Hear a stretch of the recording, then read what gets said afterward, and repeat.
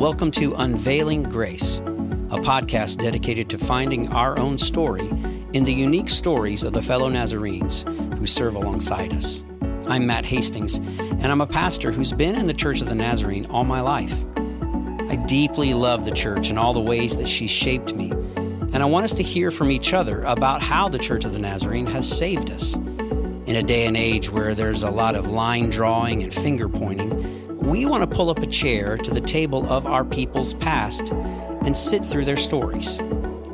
Through our guests and the telling of their stories, we will veil the identity of the storyteller until the very end, with the hope that you'll allow their story to shape your view of them, rather than what you've heard about them. Thanks for joining me weekly as we invite fellow Nazarenes to tell their story of why they love this church and why they've stayed.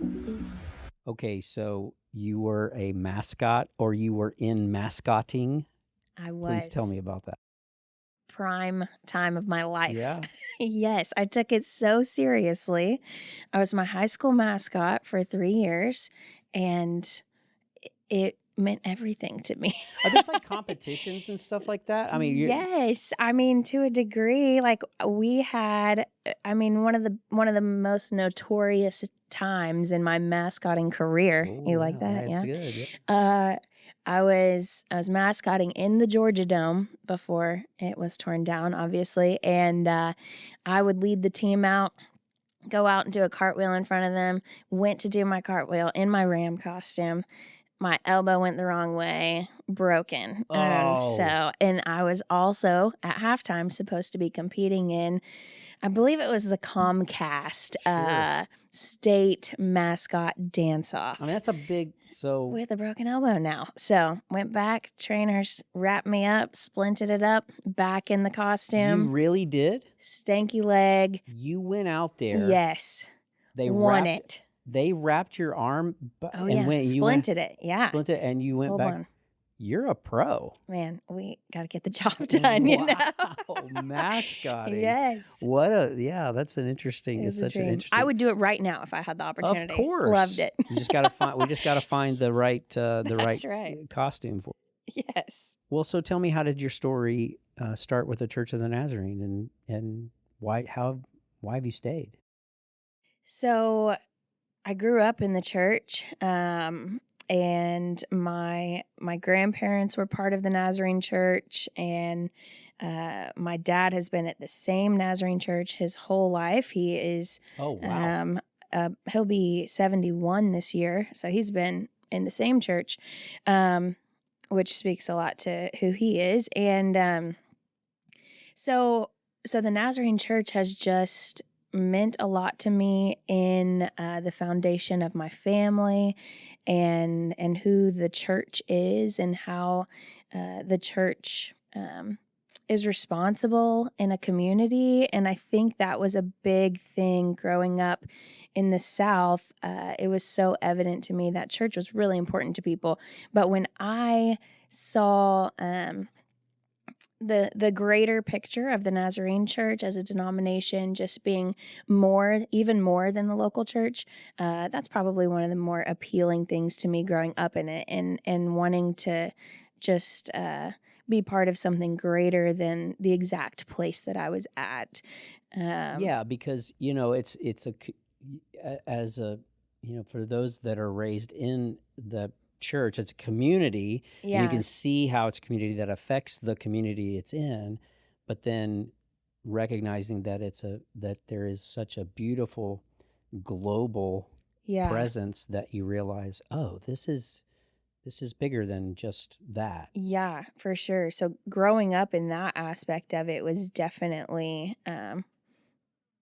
made me want to stick around for sure. And then going through college and learning more about my faith and what that looked like for me and where I wanted to be and grow spiritually, I would say that I was just drawn to the Nazarene Church because of just core beliefs of being missional, of just wanting to be like Jesus. And I just feel like that is truly so much of the core of the denomination. And I don't think that there's necessarily a greater goal in Sure. Christianity. Christ likeness Yeah. is, and you're so called to ministry, sensing a call to ministry. Um, you mentioned college, you mentioned, that time. Is that when you sort of realized or knew that you would go into? Honestly, late middle school, truly, I I felt like I was saved at camp.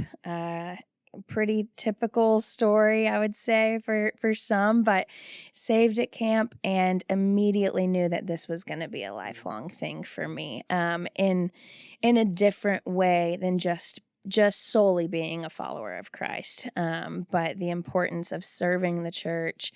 I guess I should say that I knew that serving the church would be a lifelong thing, maybe not necessarily vocational ministry. Well, it's, you I your dad, if you mentioned your dad is at the same church, whether you knew it or not, it was in you. For sure. I mean, And uh, it's being played out every day. yeah, I hardly know anyone that serves the church better than my dad has. It's unbelievable. So, yeah, I knew that was going to be a lifelong thing, and so to just kind of explore that, started leading worship right then. I mean, that next school year. And so from 8th grade on, I was leading worship in high school, sometimes 4 or 5 nights a week at different Mm. places and ministries, and it just grew from there. My Well, passion for that. yeah, I mean, that's really interesting too, because typically in pastoral ministry, it's later that we get the reps to do the thing that we Yeah, feel, even gifted, finding that giftedness. So to be in middle school and to have in high school to be able to have those reps, it matters. definitely. Yeah, it's got a lot of kinks out for sure Oh too. yeah, I yeah, mean, it's yeah. pretty ugly there for a while, I'm Well, sure, but but that's part of it, and yeah. so just like all of us, we accept this, or maybe some of us relent and go, okay, Lord, it sounds like you were pretty early on saying, as you grow, as you evolve, as you learn, there is a decision that's made intentionally to stay. What has made you stay? Um, I think probably the moment that I realized um, that I needed to make that choice is I was traveling with a group in college, and being in a different place every weekend started to just break my heart slowly. And I just thought, how in the world can I show up somewhere and these people trust me to lead them anywhere without any sort of relationship, without any sort of time spent together of trust built, to where I can lead them? It just felt kind of superficial, which is not necessarily the case in every moment. Obviously, we were going and prayerfully leading, but But you're not walking with them, and you're no, exactly right. It's good, yeah. but it's only a short distance. Yeah, and so through that, I feel like the Lord just really was working on my heart of what it meant to stay in one place and to commit to something greater than um, being on a stage and being in front of people. Sure. Yeah, It's that there is something in us that, whether you desire to be in front of people or not, yeah, there is this sort of, okay, I know this is part of it. And staying is, in this family, so to speak, um, one that you've known all your life, is really part of that walking with people. I've mentioned your dad a minute ago too, but is there someone along the journey of pastoral ministry early on, even through serving at various places? Is there someone that's championed you that has been really pivotal in helping you, maybe helping you stay, but also just being an encouragement to you? yeah. I think two people in pretty different facets. One would be after my first full-time ministry role opportunity. I was following Craig Adams. There was a little bit of a gap between us, but Craig came alongside me in a way that no one else had, and just was really honest about what ministry looked like, and very encouraging me, saying things to me that I just, at the time, definitely didn't believe about myself, but certainly just believed in me which in is a ministry. blessing. It's, I like saying that saying something to someone is essentially like, the Sermon on the Mount. Blessed are you. He starts with it. Yeah. So Craig is saying things to you that are in you, and you Yeah. may not even. Yeah. To call that out for sure was something that was uncomfortable for me, but really, but that's also a lot of who he is. He Yeah. sees that in people well. 100%. And so, but that was kind of the first person that in a ministry role believed sort of in me a in that way. professional setting, but also Yeah. ministry and to have somebody like him who Yeah. is, got got a resume. Right, He's for done a bunch of stuff, sure. and you respect that. Yeah. And then I would also say too, my aunt is in Southern gospel music and has had really cool platforms and stuff like that. But to be family, and for her to step out of that and say, there's something different about what you're doing, even compared to what I'm doing, she would say, that it's just different. They're both worship. They're both music even. But she said she would just say things about me being gifted and me just being anointed and people noticing the Spirit through me and things like that. It's another. Yeah, you're right. It's interesting because it's family, but it's also somebody that you do you respect, and Yes. you have probably looked up to your entire life. Yes. And then for her to say those things, she doesn't have to. Right. And yeah, she comes from more of a performance side of things, still bringing glory to the Lord, obviously, but she just constantly is encouraging me on again leading and being in the local church, something that, because she was traveling a lot, maybe didn't get the chance to do, and just noticed that in me. She would. That's true. She would say, "Hey, this is a unique giftedness and calling that God places, because folks who walk with people in a congregation isn't the same. Right. There is a lot of similarities. Yeah, you mentioned music and yeah. I'm interested in the local church, and maybe how the planning of liturgy, weekly liturgy, in every facet of the gathering. How have you seen that be formational for congregations, and how does that really artistic piece of the gathering, how does that flesh out even in the people outside of the congregation? Yeah, that's I feel like I could go so many different directions with it, just because I think that there certainly is, there's just so many facets that can go into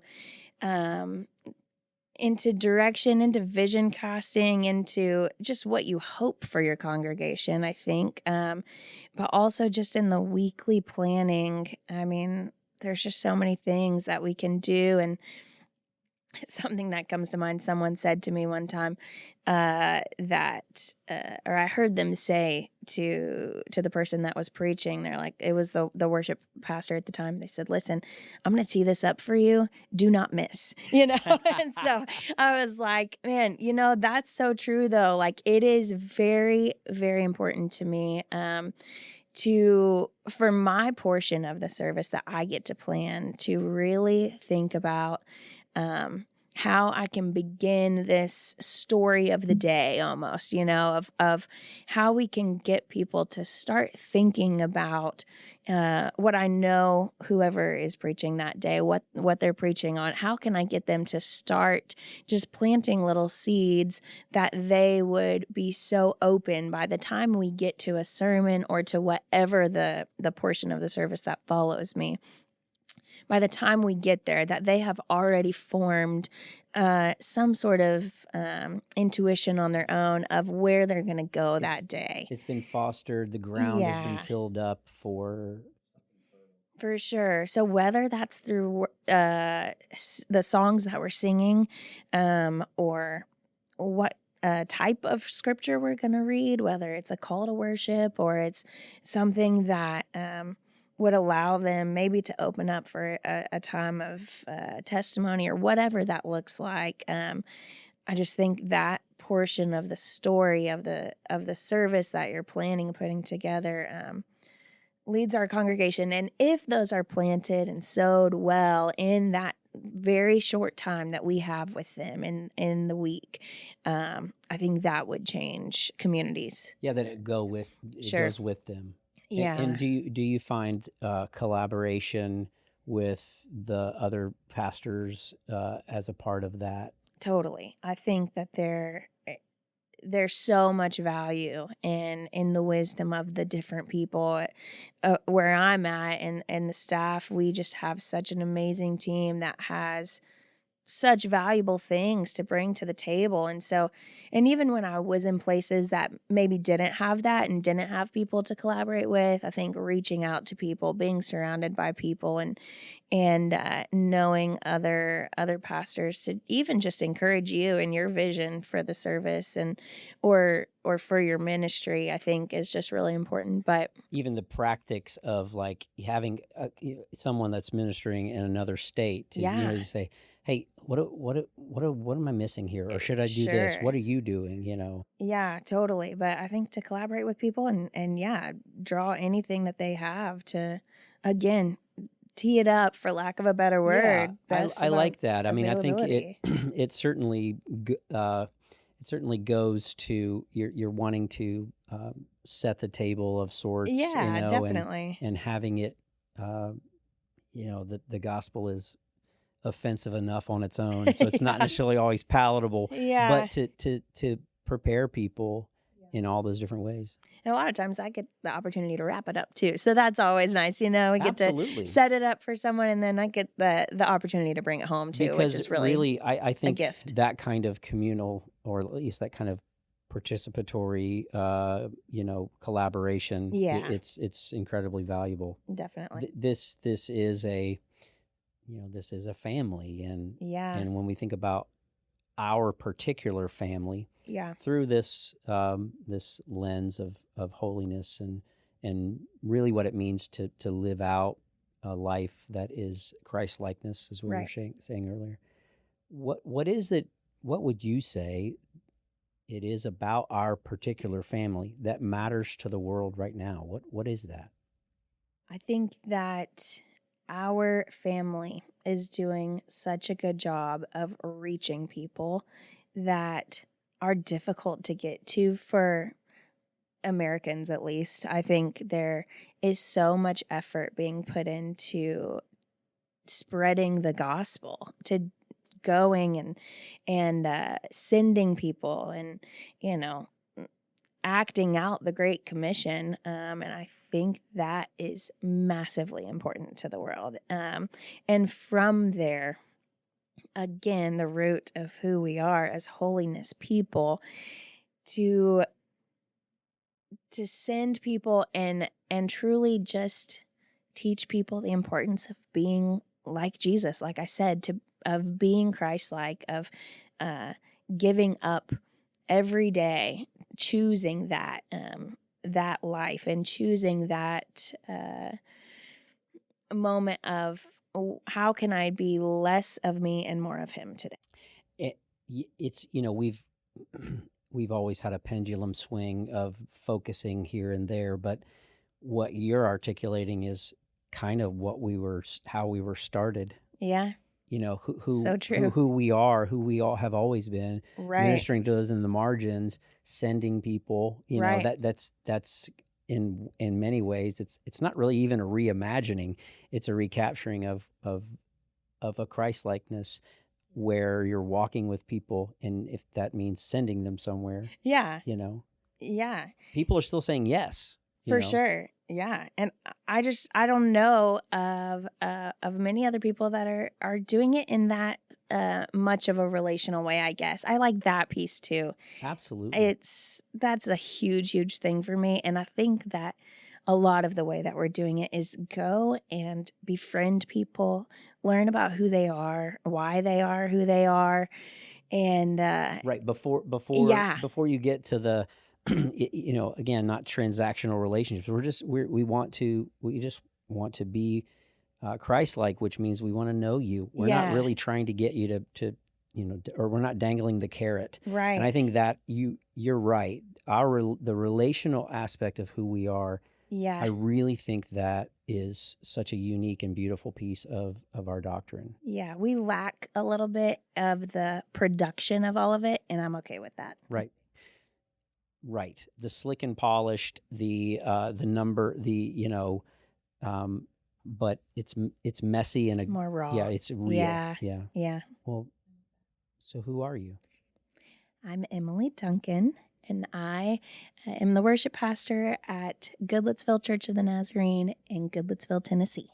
Thanks for being with us, Emily. Thank you. Thanks for joining us on the Unveiling Grace podcast.